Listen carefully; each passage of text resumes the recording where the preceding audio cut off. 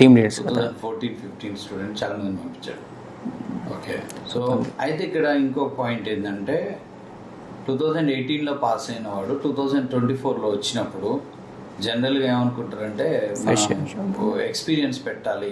అవును సార్. ఒక ఎక్స్పీరియన్స్ పెట్టుకొని వెళ్తే మంచి ప్యాకేజ్ వస్తుంది అనేది అనుకుంటారు ఎవరైనా. అవును సార్. సో మరి నువ్వు అట్లా అనుకోలేదా?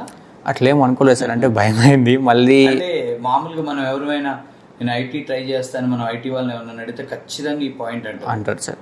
ఏదో ఒక కోర్స్ నేర్చుకొని ఫేక్ పెట్టి వెళ్ళిపో, ఏం కాదు అని అంటారు కదా. అక్కడ ఎందుకు ఫ్రెషర్ సార్ ఆల్రెడీ ఇప్పుడు 4 years వేస్ట్ అయింది. మళ్ళీ ఏమైనా అయితే మళ్ళీ వేస్ట్ అవ్వాల్సి వస్తుంది, మళ్ళీ 1-2 years వేస్ట్ అవుతుంది. అంటే రిస్క్ ఎందుకు, మళ్ళీ ఏదంటే ఫ్రెష్గా వెళ్దాము, సో టాలెంట్ బట్టి వస్తుంది కదా అని ఒక హోప్ ఉంది. అప్పుడు ప్రశాంత్ ఇక్కడ పోమన్నప్పుడు నా దగ్గరికి వచ్చేవారు. అవును సార్, వచ్చాను సార్. వచ్చి వర్క్లోనే వచ్చారు కదా. నేను ఒక్కనే వచ్చాను సార్. ఒక్కడే వచ్చాను. సో అప్పుడు నేను లేదు ఫ్రెషరే ఎక్స్పీరియన్స్ ఏముండదు అనుకున్నప్పుడు పర్ఫెక్ట్ అనుకున్నా సార్. అంటే అన్న చెప్పారు ఖచ్చితంగా జాబ్ అయితే వస్తుంది, నువ్వు కరెక్ట్గా ఉంటే ఖచ్చితంగా జాబ్ వస్తుంది, అందులో డౌట్ లేదు అని చెప్పి అన్న ముందే చెప్పారు నాకు. రైట్. సో ఇప్పుడు ఇక్కడ జాయిన్ అయిన అది ఏ డేటు?